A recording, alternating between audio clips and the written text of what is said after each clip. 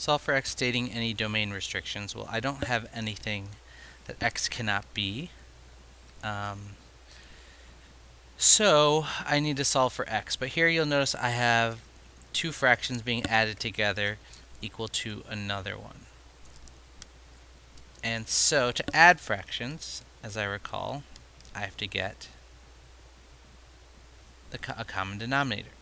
And in this case, the least common denominator is 6. So I have to multiply top and bottom here by 3, top and bottom here by 2. This is no different, this problem. So the greatest common denominator, and I'm just going to focus on the left side, because those are the things I'm adding. I don't need a common denominator necessarily for all of them, just the ones I'm adding or subtracting. So this is 2 times 3, and this is 3.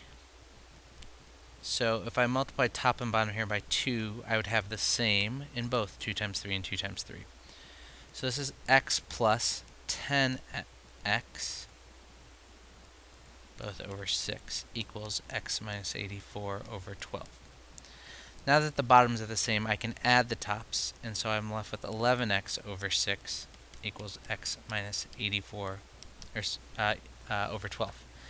And now I could cross multiply if I so chose to do so.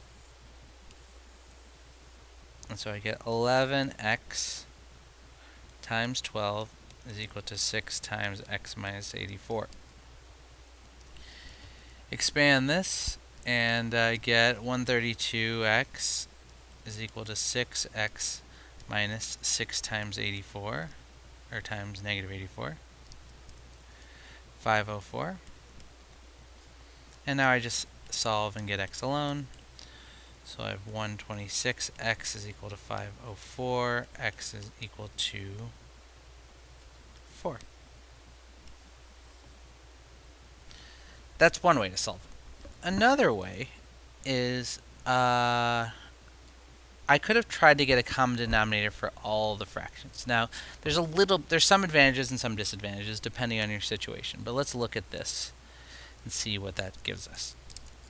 So this is 3 times 2 times 2. This is 3, and this is 3 times 2. So the common denominator would be 3 times 2 times 2, 12. So to get the first one to 12, I have to multiply top and bottom by 2. To get the second to 12, top and bottom by 4. So now I have 2x plus 20x is over 12, because I can just add the tops now that the bottoms are the same, equal to x minus 84 over 12.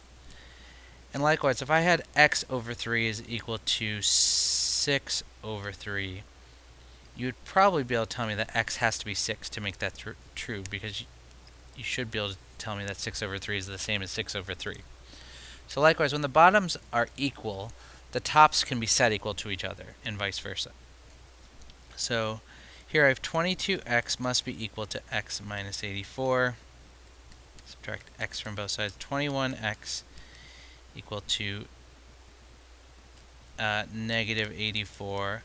And then so I divide by 21, and I get x equals negative 4. Now why is it different? Well, hopefully many of you caught now that I had a negative that I forgot to bring down. So this should have been negative 4.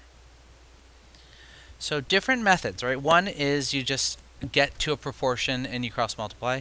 The other is that you get the denominators to be equal so that you can set the numerators equal to each other.